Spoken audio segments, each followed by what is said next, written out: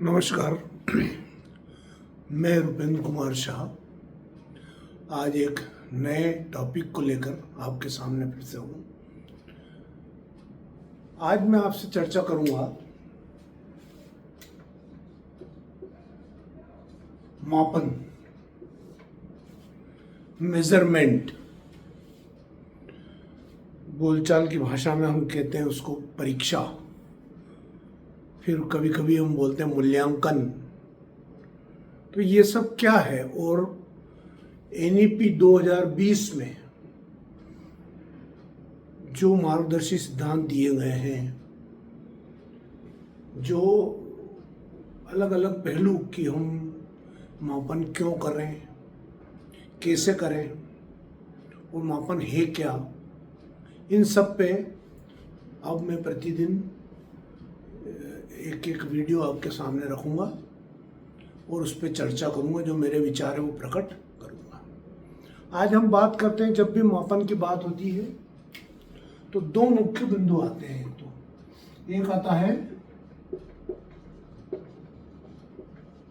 आकलन और दूसरा आता है मूल्यांकन, मतलब मेजरमेंट, और उसमें आ जाता है फिर असेसमेंट और वैल्यूएशन। इवैल्यूएशन, असेसमेंट और मेजरमेंट। इनको हम बोलचाल की भाषा में समझने के लिए मेरे जो विचार से इस प्रकार से आप समझ सकते हैं कि हमको कोई भी चीज़, अगर हम कोई काम करते हैं, कोई हम वस्तु देखते हैं, तो उसका मापन हमको करना पड़ता है। कुछ खरीदते हैं या कुछ हम बेचते हैं तो हम उसको मापते हैं, मेज़र के हिसाब से ही चलता है। उसकी अलग अलग इकाइयाँ होती हैं, वो बहुत आसान होता है। यहाँ पे हम मापन और मूल्यांकन जो करना चाहते हैं, अनुमान लगाना चाहते हैं, असेसमेंट करना चाहते हैं, वो है गुणवत्ता का या क्वालिटी का या प्रक्रिया का। अब ये जो प्रक्रिया है, शिक्षण की प्रक्रिया, हमारे जो बच्चों ने सीखा उसका कुछ मूल्य हम निकालना चाहते हैं। क्या सीखने में उनको कठिनाई आई, ये हम जानना चाहते हैं, और कौन से तरीके हो सकते हैं जिनसे ये कठिनाइयाँ दूर हो सकती हैं। इन सब में हमारी मदद मेजरमेंट करता है, मापन करता है। दूसरे शब्दों में हम कहें, आकलन करने से, मूल्यांकन करने से हमारी जो शैक्षणिक प्रक्रिया है उसमें बहुत ज़्यादा सुधार आता है। और विद्यार्थी ने जो हमने उसके लिए जो हमने बनाया था कि इतना आउटकम उसके पास आना चाहिए, वो कितना आ पाया, कितना नहीं आ पाया, ये भी हमको जानकारी उससे मिलती है। आकलन को आप और ऐसा समझ लीजिए कि अनुमान लगाना, अंदाज लगाना, अंदाज करना। असेसमेंट, नाम से असेस करना, उसको अनुमान लगाना उसके बारे में। जैसे कोई प्रक्रिया है या किसी की बात में, हम बालचाल की भाषा में इसको ऐसे समझ सकते हैं, या अपने से कोई भी पूछता है कि भाई खाना कैसा बना, तो हम बोल देंगे अच्छा है, अच्छा है, अच्छा ही है। अब आप देखिए, मैंने 3 अनुमान दिए आपको। खाना कैसा बना, इसके 3 अनुमान लगाए, और एक ही व्यक्ति के द्वारा 3 अनुमान लगाए गए हैं। लेकिन जो मैंने टेक्स्ट के रूप में आपको बोला या शब्द के रूप में आया कि अच्छा,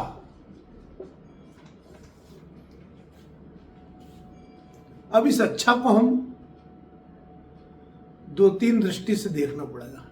जो मैंने पहले कहा था अच्छा, फिर कहा अच्छा, फिर कहा अच्छा, तो जो मेरा पिच होगा बोलने का, जो साउंड का वॉल्यूम होगा, पिच होगा, जो उसका बेस होगा, या जो मेरे चेहरे पे एक्सप्रेशन आएंगे, उससे इसकी जो ऑब्जेक्टिविटी है, जो वस्तुनिष्ठता है, वो बदलती रहेगी। तो इससे अनुमान जरूर लग जाएगा हमको, लेकिन हम उसको जब हम चाहते हैं कि नहीं बिल्कुल परफेक्ट हो जाए।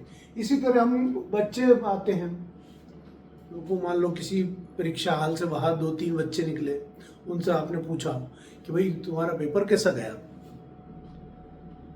अब बच्चों ने किया कि सभी बच्चे बोलते हैं कि अच्छा, लेकिन आपने उनसे पहले से कह दिया कि भाई बताना, तुम नंबर में बताओ मेरे को। तो जो अच्छा है उसको जब हम वो जो क्वालिटी है, वो जो बोलने की ये जो बात है, ये जो प्रक्रिया हुई है, तो उसका परिणाम वो हमको अगर अंकों में दे, क्वांटिफाई करे उस क्वालिटी को, उस अनुमान को जो क्वांटिफाई करता हो, मतलब अंकों में दे कि वो सब बोलता है कि 1 नंबर गया, 2 नंबर गया, 3 नंबर गया। अब आप देखिए 1 2 3 लिखने से आपको वो जो अच्छा बोला है उन्होंने, उसका अगर उसने 1 नंबर बोल दिया तो आप समझ जाएंगे कि कितना अच्छा गया है इसका। अगर 2 नंबर बोल दिया तो आप समझ सकते हैं कि उसका कुछ अच्छा कम गया है, और 3 नंबर बोला तो उसका और कम गया है अच्छा। आप मेरी बात तक पहुंच रहे हो, ये मेरे विचार है। और भी बहुत सारे तरीके, बहुत सारी मेजरमेंट पे, जब B.Ed D.Ed और M.Ed की कक्षाओं में तो पूरे पूरे चैप्टर्स होते हैं, बहुत सारे साधन, बहुत सारे टेक्निक्स और बहुत सारे इसमें थ्योरी सिद्धांत हैं कि जिसके द्वारा हम बिल्कुल सही बात उसका पता कर सकें, उसको यहाँ मैं जो आपको बताना चाहता हूँ कि आकलन और मूल्यांकन जो मेरी दृष्टि में है, आकलन मतलब अनुमान लगाना, आकलन मतलब अनुमान लगाना, और उस अनुमान को डिजिटलाइज करना, क्वांटिफाई करना, अंकों में लाना, वो कहलाता है मूल्यांकन मेरी दृष्टि से। हम इस पर विचार कर सकते हैं, चर्चाएं कर सकते हैं। जब ये आपको स्पष्ट हो जाए कि मापन क्या है, मापन, तो मैंने ये जो उदाहरण दिया इससे पता हमको लगता है कि आखिर मापन क्या है। हम इसको क्या है,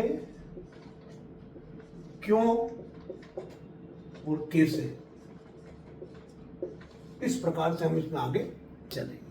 आज मैंने सिर्फ आपको एक इसका प्रारंभिक ज्ञान दिया है, प्रारंभिक चर्चा की, मेरे विचार दिए हैं कि मापन से मैं ये समझता हूँ आकलन और मूल्यांकन, और ये बहुत जरूरी है हमारी शैक्षणिक प्रक्रिया को अच्छा बनाने के लिए।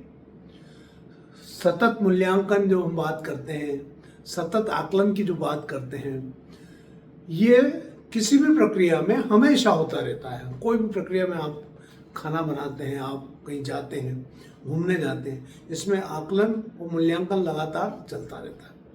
लेकिन जब हम प्रक्रिया में और उसको डिजिटलाइज करने में, उसको यूनिवर्सलाइज करना हमको, कि अगर किसी ने बोल दिया कि 1 तो फिर 1 ही हो, है ना, उसके लिए हमको और आगे इसको डिटेल से चर्चा करने की आवश्यकता है। तो आज आप ये जो हमारी NEP 2020 के जो शिक्षक संवाद था, उसमें आज से मैं मापन का ये जो पूरा एक अलग सेक्शन चालू कर रहा हूँ। फिर से जब ये मेरी पूरी प्रक्रिया, जैसा कि आपको ध्यान है NEP, NCF, और उसके बाद मैंने आपको थोड़ी सी चर्चा सिलेबस पे की है, कंटेंट पे, प्रक्रिया पे और संरचना पे, तो उसमें सबसे ज़्यादा इम्पोर्टेंट ये मापन वाला है। इसके अतिरिक्त जब हम इसको थोड़ा डिटेल में कर लेंगे, उसके बाद फिर से हम जो हमारा 5-3-3+4 का था स्ट्रक्चर, उसके ऊपर, उसके बाद उसके विषय में जाके और थोड़ा आगे हम इसको और मैं अपने विचार प्रकट करूँगा। बहुत बहुत धन्यवाद।